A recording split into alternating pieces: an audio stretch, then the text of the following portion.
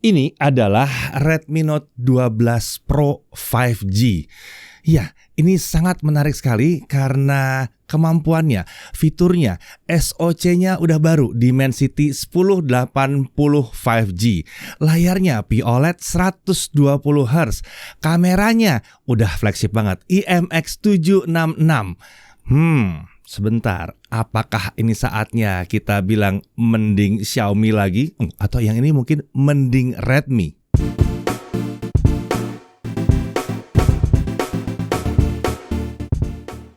Ya, Redmi Note 12 Pro 5G ini adalah salah satu Redmi Note pertama yang masuk resmi ke Indonesia di tahun 2023 ini. Ya, salah satu karena ada Redmi Note lain yang hadir bersama dengan smartphone ini. Tapi karena video ini dibuat sebelum pengumuman dari Xiaomi, kami belum tahu ya varian apa yang akan hadir. Oke, tapi kalau bicara soal smartphone Xiaomi secara keseluruhan, ini bukan yang pertama hadir resmi ke Indonesia di tahun 2023. Sebelumnya kan sudah ada Redmi 12C, smartphone terjangkau yang hadir sebagai senjata Xiaomi di bawah 2 juta rupiah.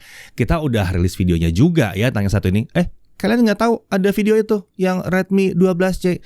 Nah, itu mungkin karena kalian belum nge-subscribe di channel ini. Ayo di-subscribe dan dihidupin loncengnya supaya nggak kelewat ya kalau ada review-review yang menarik seperti yang tadi itu. Oke, kita langsung mulai aja pembahasan si Redmi Note 12 Pro 5G ini dari paket penjualannya. Tentu di dalam paket penjualannya ada ya unit smartphone-nya ya. Kemudian ada chargernya. Ada chargernya, 67 watt chargernya. Kemudian ada kabel USB Type-C. Lalu masih ada case-nya juga di sini. Screen protector-nya ada, udah terpasang ke layar smartphone. Ada SIM tray ejector tentunya dan ada paket dokumen. Isi paket penjualannya masih terbilang cukup lengkap. Ada chargernya, ya udah 3 kali sebut ya tadi ya. Dan chargernya juga harusnya cukup kencang ya. Nah, untuk desain Redmi Note 12 Pro 5G ini, Xiaomi memilih desain yang terbilang sederhana, minimalis tapi terlihat modern di sini. Opsi warnanya adalah sky blue yang saya pegang dari tadi dan ada midnight black. Nah, smartphone ini menggunakan gaya yang serba flat untuk sisi belakang, layar dan frame-nya. Jadi bentuknya ya ngotak gini ya. Nah, untuk materi frame-nya dari polikarbonat tapi kokoh, sementara bodi belakangnya itu menggunakan glass. Nah, bicara soal bodi belakangnya, versi yang biru ini bodi belakangnya itu doff ya, jadi nggak mudah ada sidik jari. Tapi kalau yang versi black-nya, yang hitamnya, wah itu seperti kaca, seperti cermin jadinya ya. Itu mudah banget kita ninggalin sidik jari di situ ya. Nah, oke, kita lanjut. Untuk dimensi, tingginya 162,9 mm, lebar 76 mm dengan ketebalan 7,9 mm. Jadi nggak terlalu tebal-tebal amat. Sementara bobotnya ada di kisaran 187 gram. Bodi smartphone ini diklaim Xiaomi sudah IP53 atau IP53 splash proof tested. Kemungkinan ini berarti sesuai dengan standar IP53 serta udah dites dengan pengujian standar tersebut. Tapi tidak disertifikasi secara resmi. Jadi splash proof tested jadi namanya. Nggak apa-apa, yang penting udah splash proof. Jadi kalau kena hujan-hujan nggak ada masalah ya. Di sisi kanan kita lihat ada tombol power sekaligus fingerprint scanner. Lalu ada tombol volume up and down. Di sisi atas seperti biasa ada infrared blaster di sini. Ada mikrofon, ada speaker dan ada audio jack 3,5 mm. Iya, ada speaker di atas sini. Di kiri itu kosong, di bawah ada SIM tray untuk 2 nano SIM saja. Jadi nggak bisa pakai micro SD ya di sini ya. Lalu ada mikrofon, ada USB Type-C dan ada speakernya lagi. Ya, terlihat kalau smartphone ini punya dual speaker. Ini tentunya akan membuat suara jadi lebih terasa seimbang kalau smartphone-nya di posisi horizontal untuk nonton atau main game. Nah, terkait kualitas speaker, sayangnya terbilang biasa aja ya, cenderung agak kurang kalau untuk musik. Untungnya masih ada audio jack di sini, jadi kalau kurang puas dengan speakernya bisa tancap aja earphone atau headset yang kalian sudah punya. Kita beralih ke sisi depan. Ini adalah layar 6,67 inci panel POLED. Ini kurang lebih karakternya mirip dengan AMOLED ya, tapi perusahaannya beda aja. Jadi namanya ya POLED ya, sama-sama OLED lah ya. Untuk resolusinya adalah Full HD Plus 2400 x 1080 pixel. Refresh rate-nya sampai dengan 120 Hz. Saat ada aktivitas slide atau swipe di home screen, app drawer dan menu setting, refresh rate akan naik ke 120 Hz. Setelah itu kalau nggak ada aktivitas, dia akan turun ke 60 Hz. Refresh rate yang 120 Hz ini juga bisa dirasakan di beberapa aplikasi seperti Google Play Store. Tapi tentunya tidak semua aplikasi akan support si 120 Hz ini. Ya, tapi udah lumayan lah ya. Nah, untuk kecerahan, klaim dari Xiaomi itu dia bisa mencapai peaknya atau puncaknya di 900 nits. Nah, kalau kami coba dalam ruangan, tentunya kita nggak akan dapat 900 nits ya, karena itu auto harusnya di luar ruangan baru dia bisa mencapai. Dalam ruangan dia bisa mencapai 500 nits. Ini adalah sebuah indikasi bahwa memang tingkat kecerahannya tinggi. Untuk color gamut bisa dilihat di tabel berikut ini. Ada 3 mode tampilan layar yang masing-masing dioptimalkan ke color space yang berbeda. Standar untuk sRGB, Vivid untuk DCI-P3, dan Saturated untuk Adobe RGB. Ini gila sih. Ya, secara umum kualitas tampilan di layar smartphone ini udah bisa dikatakan baik sekali ya. Dan menariknya lagi, dia sudah mendukung Dolby Vision juga. Nah, layar ini dilindungi oleh Gorilla Glass 5. Untuk bezel, ini terbilang relatif tipis di keempat sisi layar ya, dan ini terbilang berimbang, mendukung tampilan modern dari smartphone yang satu ini. Oke, di sini kita lihat ada earpiece di bezel atas layar. Ada juga kamera selfie di dalam punch hole. Ya, punch hole dong ya, di tengah atas layar. Ini adalah kamera 16 megapiksel f2.45 fixed focus. Perekaman videonya sampai dengan bukan 1080p 30 fps tapi 60 fps. Gitu dong, 60 fps. Slow motionnya 720p 120 fps. Berarti di belakang, di sini ada kamera utamanya. Konfigurasinya adalah triple kamera. Kamera pertama adalah 50 megapiksel wide kamera f1.88. Sudah punya optical image stabilizer di sini atau OIS, dan tentunya dia adalah kamera autofocus. Dan yang paling penting, dia menggunakan sensor Sony IMX766.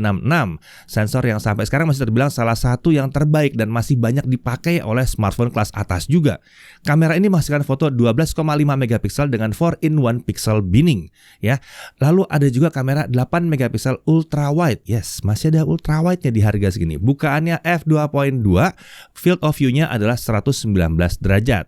Lalu kemudian kamera ketiga ya ada bonus lah sedikit ya. Kamera 2 megapiksel makro kamera f2.4. Seperti biasa di sini juga ada LED flash. Nah, untuk perekaman kamera utamanya tadi videonya itu bisa nyampe 4K 30 fps dan tentunya bisa 1080p 60 fps juga. Untuk fitur-fitur dia punya macam-macam. Dia ada Pro mode di sini, ada portrait mode, ada night mode, ada 50 megapiksel foto, panorama, vlog mode, time lapse dan lain-lain. Lengkap. Seperti biasa kalau dengan produk keluarganya Xiaomi ini lengkap di sini ya. Untuk spek internalnya, SoC-nya udah Dimensity 1080 5G dengan fabrikasi 6 nanometer. Untuk spesifikasi lengkap dari SoC ini udah pernah kami bahas di video terpisah ya. Ya, jadi kalau belum tahu langsung cek aja videonya ya, udah ada tuh. Untuk RAM-nya dia 8GB dengan storage 256GB. RAM-nya pakai LPDDR4X. Storage-nya tenang, ini pakai UFS 2.2.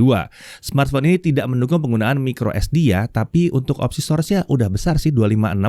Nah, di sini juga ada memory extension dengan opsi sampai dengan 5GB. Untuk baterai 5000 mAh. Ini mendukung charging sampai dengan 67 watt. Untuk sensor ada accelerometer, light sensor, proximity sensor, orientation sensor, tentunya ada gyro di sini, magnetic sensor juga ada dan masih banyak lagi. Untuk konektivitas, ya namanya aja Redmi Note 12 Pro 5G ya. Jadi konektivitasnya tentunya 5G maksimumnya. 2G, 3G, 4G bisa ya. Dan pastinya untuk 5G tadi bandnya udah bisa lah untuk yang dipakai di Indonesia ya. Untuk Wi-Fi dia sampai Wi-Fi 6, Bluetooth versi 5.2, NFC ada dong di sini, USB tentunya bisa OTG. Untuk sistem keamanan dia punya side fingerprint scanner dan face unlock. Untuk OS dia pakai MIUI 14 dengan basis sayangnya bukan Android 14 ya, nggak mungkin. Dia pakai Android 12. Xiaomi menjanjikan 2 kali update resmi Android dan security update sampai dengan 3 tahun. Sayangnya dia mulainya dari Android 12 bukan dari 13. Jadi 2 kali dia akan nyampe Android 14. Sebenarnya 2 tahun udah cukup sih ya. Nah, kalau bicara soal iklan tentunya masih ada di beberapa bagian dari MIUI ini, termasuk di notifikasi, di beberapa app bawaan, di folder shortcut aplikasi, dan di keyboard bawaan MIUI. Beberapa iklan ini tentunya kita bisa matikan kalau dirasa mengganggu. Kalau untuk notifikasi ya gampang ya matiinnya ya. Nah, untuk aplikasi yang otomatis terinstall ada beberapa dan semua bisa di-uninstall kalau memang tidak dibutuhkan. Nyaman ini. Nah, kita langsung masuk ke pengujian performa. Di menu pengaturan baterai, Xiaomi itu menyediakan slider performance mode. Kami coba menjalankan benchmark di mode balance dan mode high performance. Kita mulai dari Antutu 9. Kita bisa lihat ada perbedaan yang lumayan signifikan antara mode balance dan high performance. Antara 432 ribuan dan 502 ribuan di sini. Luar biasa. Nyampe gope ya. Lalu untuk Geekbench 5 single core 740, multi core di 1985 untuk mode balance. Untuk mode high performance single core di 754 dan multi core di 2084. Jadi ada peningkatan tapi dikit aja di sini ya. Nah, untuk CPU throttling test tanpa kipas, CPU throttle hanya ke 88% dalam pengujian 30 menit. Sementara kalau pakai kipas atau fan grip, throttlingnya hanya di 95% saja. Oh ya, sebagai catatan, saat pengujian CPU throttling test terlihat untuk core performance itu clocknya 2,6 GHz hanya dipertahankan 2-3 detik di awal pengujian. Setelah itu dia turun ke 2,4 GHz. Hal ini kemungkinan besar yang jadi penyebab kenapa skor Geekbench 5-nya nggak setinggi smartphone lain yang pakai Dimensity 1080 yang udah pernah kami coba. Tahu dong yang mana? Nah, untuk benchmark yang terkait dengan GPU, hasil yang kami dapat ada di kisaran yang sama antara mode balance dan high performance. Jadi kita tidak nampilin hasil dari kedua mode itu, kita pakai salah satu aja ya. Untuk 3D Mark Slingshot Extreme OpenGL ES 3.1, grafik skornya adalah 4256. Sementara untuk 3D Mark Wildlife Stress Test tanpa kipas, skornya itu terbaik di 2272 dan terendah di 2267. Jadi stability-nya ada di 98,9%. Ini terbilang oke nih tanpa kipas ya. Untuk GFX Bench, Manhattan 3.1 1080p off-screen dia dapat skor di 45 fps. Oke, sekarang mari kita lanjut ke gaming. Di pengujian gaming, kami menggunakan mode high performance di pengaturan baterai. Selain itu, dari overlay di dalam game, kami juga menjalankan mode boost dan mengaktifkan mode performance. Kita mulai dari Subway Surfer dulu. Saat game dijalankan, refresh rate layar itu turun ke 60 Hz sayangnya ya. Jadi ya kita hanya bisa mainin game ini di 60 fps aja. Belum bisa memanfaatkan refresh rate 120 Hz dari layar smartphone ini. Secara default, kalau kalian nemu caranya sendiri, terserah kalian. Tapi defaultnya itu emang begini. Nah, sekarang kita pindah ke Mobile Legends. Nah, kalau tadi di Subway Surfer, frame rate-nya terkunci di 60 fps. Di game yang satu ini malah setting super atau 90 fps bisa dipakai. Saat kami coba setting Ultra HD Shadow On, kami bisa dapetin frame rate yang relatif stabil di kisaran 88-90 frame per second. Saat ada battle yang ramai pun masih tetap seperti itu. Kami coba main 4 match berturut-turut, durasinya sekitar 30 menitan. Hasilnya frame rate terus bisa dipertahankan di kisaran 90 fps rata. Tidak terjadi gejala penurunan frame rate karena kepanasan. Mantap bener ini ya. Lanjut ke Call of Duty Mobile Battle Royale. Setting 60 fps hanya terbuka kalau kita menggunakan kualitas grafik low. Saat kami coba, frame rate terbilang rata 59, 60, 59, 60 sepanjang match yang kami mainkan. Kita coba 3 match berturut-turut dan frame rate-nya yang masih rata di kisaran tersebut. Terbilang mulus lancar ya game satu ini, tapi sayangnya cuma di kualitas yang rendah aja. Pindah ke PUBG Mobile. Di sini frame rate 60 fps atau setting ekstrim pun bisa diakses kalau pakai kualitas grafik smooth. Ya, sayangnya hanya smooth ya, nggak bisa lebih tinggi. Sayang sekali. Kalau soal gyro untuk aiming terbilang responsif dan akurat, ya kan pakai hardware based gyro di sini. Kita lanjut ke yang ditunggu-tunggu, Genshin Impact. Pertama kita coba dulu setting lowest 60 fps. Kita dapetin frame rate di kisaran 40-50 fps. Saat menjelajahi map saja, frame rate akan lebih banyak di atas 45 fps. Sementara saat battle lebih dekat dengan 40 fps. Sesekali bisa turun ke bawah itu kalau battle cukup panjang. Selama setengah jam kita coba, frame rate terbilang konsisten di kisaran tersebut. Untuk frame drop itu pasti terjadi di Genshin Impact, pasti. Tapi di sini nggak turun jauh dari 40 fps. Masih di kisaran 30-an fps kok, aman ya. Rata-rata frame rate selama 30 menit ada di kisaran 44-45 fps. Nah, bagaimana dengan suhu permukaan bodi smartphone? Setelah 30 menit, untuk sisi depan suhu tertinggi ada di kisaran 39-40 derajat Celcius saja. Dan ini terjadi di area atas layar. Area tengah dan bawah suhunya 37 derajat ke bawah. Masih sedikit anget tapi nggak terasa panas-panas banget ya. Sementara di sisi belakang, titik terpanas ada di area dekat kamera dengan suhu kisaran 40 derajat Celcius saja. Untuk area tengah bawah, suhunya lagi-lagi di bawah 37 derajat Celcius. Oke, sekarang mari kita coba pakai fan grip. Frame rate yang kita dapatkan juga di kisaran 40-48 fps. Mirip sekali saat tidak pakai kipas. Saat battle juga ada di kisaran frame rate yang rata-rata sekitar 45-46 fps. Saat kami mainin game ini selama 30 menit. Jadi mirip sekali dengan tanpa kipas.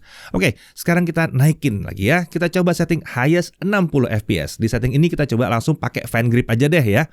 Frame rate yang kami dapatkan di kisaran 30-42 fps. Sayangnya saat jalan-jalan aja frame rate-nya belum begitu stabil. Sesekali masih ada di kisaran dekat sekali dengan 30 fps. Sementara saat battle frame rate-nya masih bisa turun sedikit di bawah 30 fps. Tidak sampai membuat game ini nggak nyaman dimainkan sih, masih cukup bisa dimainkan dengan rata-rata 35 fps selama kalian mainkan 30 menit. Jadi kalian punya dua pilihan. Kalau kalian mau mainkan dengan grafik yang bagus, ya pasang di mungkin highest 60 atau mungkin setting aja di highest 30 karena ya rata-rata masih segitu aja ya. Tapi kalau mau yang mulus lancar itu turunkan di 1080p 60 fps. Nah, kalau untuk ranking kita pasang dia di B- ya. Oke, kita lanjut ke pengujian kamera tapi tentunya bareng sama Chris. Oke, langsung aja kita mulai pembahasannya dari kualitas kamera selfie-nya dulu. Detailnya udah oke nih kamera selfie-nya. Warna cenderung ke natural, tapi menurut saya sih agak sedikit merah aja di bagian skin tone. Untuk dynamic range, ternyata kamera selfie-nya ini cukup bisa menghandle bagian highlight dengan cukup baik nih. Jadi nggak putih doang. Boleh juga. Dari segi stabilisasi video selfie, efektifnya masih di 1080p 30 aja ya. Saat kita pakai resolusi 1080p 60, EIS-nya tuh tidak aktif. Dan ini masih terhitung wajar sih untuk kelas mid-range. Masih jarang kok ada yang bisa. Sekarang kita lihat kamera utamanya. Ternyata karakteristik warnanya mirip ya. Skin tone cenderung ke merah warnanya. Aslinya kulit saya nggak semerah ini kok. Tapi yang saya nggak sangka-sangka itu urusan dynamic range ya. Ternyata oke juga di sini. Lagi-lagi bagian highlight masih bisa dihandle dengan cukup baik. Langit birunya masih cukup kelihatan di sini nih. Kalau urusan stabilisasi video, efektifnya masih di 1080p 30 aja. Kalau di resolusi ini masih aman nih. Belum yang paling rapi sih stabilizernya, tapi udah cukup lah. Saat kita pindah ke 1080p 60, entah kenapa di smartphone ini tuh OIS-nya nggak aktif. Jadi nggak cuma ACE-nya doang yang mati, tapi OIS-nya juga ikut mati di 1080p 60 ya, ini spesifik ya. Aneh sih, makanya nih kalau kalian lihat videonya rada gempa ya, karena nggak ada bantuan stabilisasi sama sekali. Nah, kalau di 4K, terlihat lebih oke nih. OIS-nya bekerja kalau di resolusi ini. Tapi memang EIS-nya juga nggak aktif. Entah keterbatasan SoC atau enggak, saya juga kurang tahu ya.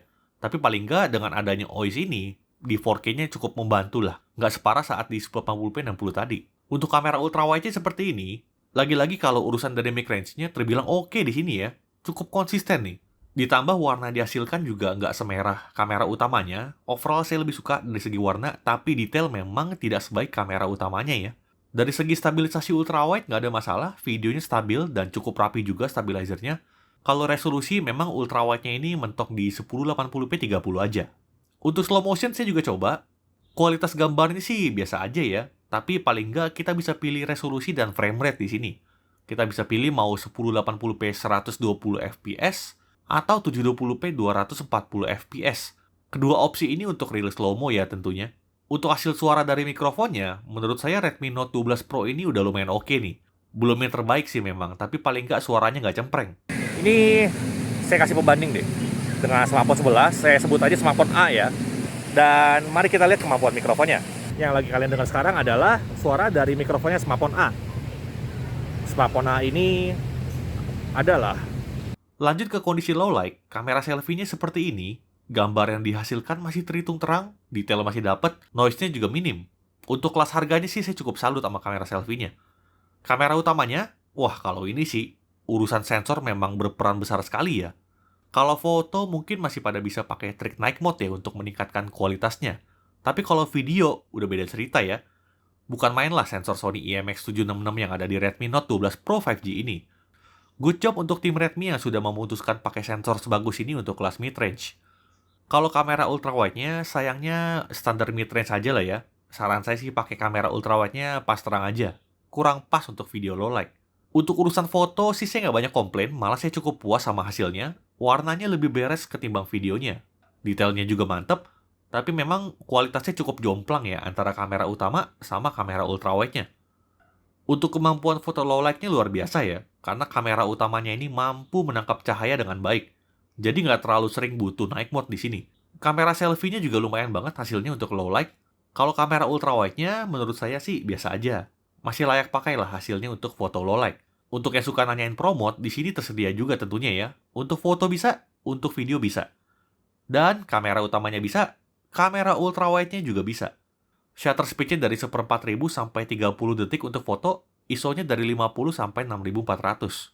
Oke, meskipun terlihat sudah cukup impresif, tapi masih ada beberapa hal yang menurut saya masih harus diimprove lagi nih di Redmi Note 12 Pro 5G ini.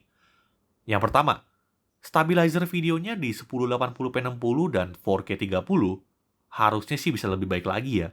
Kemudian warna skin tone di video semoga bisa dituning lebih baik lagi. Menurut saya sih masih kurang pas nih, cenderung kemerahan. Dan ini saya belum tahu apakah keterbatasan SoC atau bukan. Tapi di Redmi Note 12 Pro 5G ini, kita belum bisa pindah-pindah kamera langsung saat lagi merekam video. Paling tidak sampai video ini dibuat, belum bisa. Overall, saya merasa cukup terkesan sih dengan kameranya Redmi Note 12 Pro 5G ini.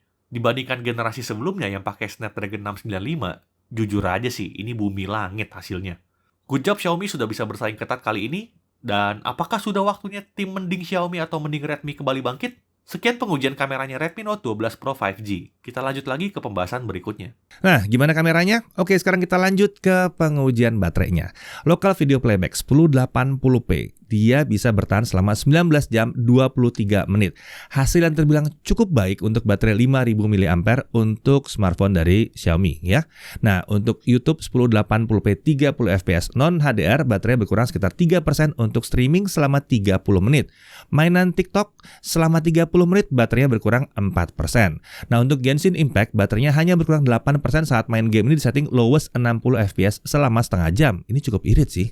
Lanjut kemampuan chargingnya. Mari kita lihat ya. Dari 1% ke 50% dia hanya butuh waktu 16 menit. Lalu untuk sampai full 100% dia butuh waktu 53 menit. Ya, untuk charging sampai dengan 100% full itu memang belum bisa dikatakan super cepat ya. Tapi Xiaomi terlihat seperti mengoptimalkan chargernya untuk lebih kencang di 30 menit awal ngisinya. Kita bisa lihat bahwa 30 menit pertama itu udah terisi sampai 82%. Setelah itu charging langsung mulai melambat. Jadi ini sebetulnya masih bisa dikategorikan sebagai charging yang kencang. Kita lanjut lagi, untuk Netflix udah Widevine L1 bisa streaming sampai dengan Full HD. Menariknya di sini dukungan Dolby Vision yang diusung smartphone ini terbukti ya. Kita bisa menikmati konten Dolby Vision di Netflix dari si Redmi Note 12 Pro 5G ini. Untuk YouTube, streaming bisa sampai dengan 4K 60fps dengan HDR. Streaming masih terbilang relatif lancar ya, video nggak terasa patah-patah sampai 4K 60 pun. Tapi terkait HDR, kami merasa bahwa smartphone ini kurang bisa mengangkat area yang gelap yang ditampilkan ya. Jadi efek yang diharapkan dari HDR nggak terlalu terasa pada saat kita memutar video HDR di YouTube dengan smartphone ini. Oke, lanjut ke haptic feedback. Saat menggunakan keyboard bawaan MIUI, kami merasakan haptic feedbacknya saat mengetik itu terasa akurat, tapi agak kasar di sini. Karena perasaan kami ganti keyboardnya dengan setting manual untuk vibration. Hasilnya ternyata dengan setting manual, durasi getarannya bisa lebih pendek. Dan haptic feedback di smartphone ini bisa menghasilkan getaran yang cukup baik dengan akurasi yang oke di sini. Terbilang udah pas lah untuk kelas menengah, bahkan mungkin bisa ngadu lah sama menengah atas ya. Lanjut untuk Wi-Fi sharing, ini bisa dan tersedia di menu Portable Hotspot. Ada opsi untuk menggunakan standar Wi-Fi 6 untuk hotspot dari smartphone yang satu ini. Nah, untuk harga, saat video ini dibuat, kami belum mendapatkan info harga resminya, tapi harusnya pada saat video ini tampil sudah ada. Jadi bisa cek aja di deskripsi untuk harga tepatnya. Yang jelas harganya ada di kisaran 4 jutaan, tapi bukan 4.999.000. Oke, hal yang perlu diperhatikan. Pertama, dia nggak punya slot micro SD, jadi storage-nya nggak bisa kita perluas lagi. Tapi udah 256GB juga, jadi harusnya udah cukup besar lah ya. Lalu dual speaker ini membuat suaranya jadi seimbang, tapi kualitasnya terasa agak kurang aja ya. Lalu untuk stabilizer untuk rekaman video itu belum ada di 60fps dan untuk 4K juga belum ada. Jadi dia optimal di 1080p 30fps. Kemudian dia masih menggunakan MIUI berbasis Android 12. Sayang sekali ya, karena dengan janji 2 kali update dia cuma naik ke Android 14 saja. Lalu kemudian dukungan untuk gaming di atas 60fps terasa belum gitu baik. Belum banyak game yang bisa. Mungkin perlu ditingkatkan lagi kerjasama dengan developer game supaya bisa manfaatin sampai 120 fps ya. Jadi 120 harusnya bisa berasa di sini ya. Kemudian masih ada iklan di beberapa elemen MIUI. Untungnya sebagian besar bisa dimatikan. Dari sisi kelebihannya tentunya, pertama, dimensi 1080-nya jauh lebih layak digunakan di smartphone kelas harga segini dibandingkan kalau pakai Snapdragon 695. Iya, jauh banget sih ini ya. Performa dan fiturnya lebih pas untuk smartphone kelas begini. Dan ya saya rasa para pencinta Xiaomi dan Redmi akan lebih happy lah ya dengan performanya. Kamera utamanya itu juga udah pakai Sony IMX766. Mumpuni sekali untuk foto dan video. Dan ada OIS-nya juga untuk membantu foto-foto di low light. Setidaknya bukan cuma single kamera plus beberapa bonus. Ya, jadi nggak seperti smartphone yang lain. Di sini masih ada ultrawide-nya juga ya. Lalu masih ada promote untuk kamera belakangnya ya, bisa untuk foto dan bisa juga untuk video. Mau kamera wide, ultra wide, bisa semuanya. Audio jack masih ada juga di sini. Layarnya POLED dengan kualitas tampilan yang mantap. Refresh rate-nya udah tinggi 120 Hz. Daya tahan baterainya udah lumayan oke lah di sini ya. Dia udah mengusung konektivitas 5G jadi future proof. Ada NFC dan konektivitas juga modern pakai Wi-Fi 6. Dan paling tidak dia sudah splash proof yang IP53 tested ya. Setidaknya masih ada janji seperti ini. Mending daripada nggak ada janji sama sekali atau nggak ada perlindungannya sama sekali. Infrared blaster masih ada di sini. Lalu paket penjualannya juga masih lengkap. Masih ada charger yang kencang di dalamnya kan? Ya, kalau dibandingkan dengan Redmi Note 11 Pro 5G, smartphone baru yang satu ini terlihat lebih mumpuni di berbagai hal, membuat bisa bersaing dengan smartphone menarik lainnya di kelas harganya. Redmi Note 12 Pro 5G ini bisa dikatakan sebagai all-rounder yang punya keunggulan di beberapa hal seperti layar, konektivitas, dan tentu saja kameranya. Performanya juga pas, mumpuni lah ya. Jadi gimana nih Mi Fans? Apakah ini sudah saatnya untuk mending Xiaomi atau mending Redmi lagi? Saya Deddy Irfan, Jakarta TV.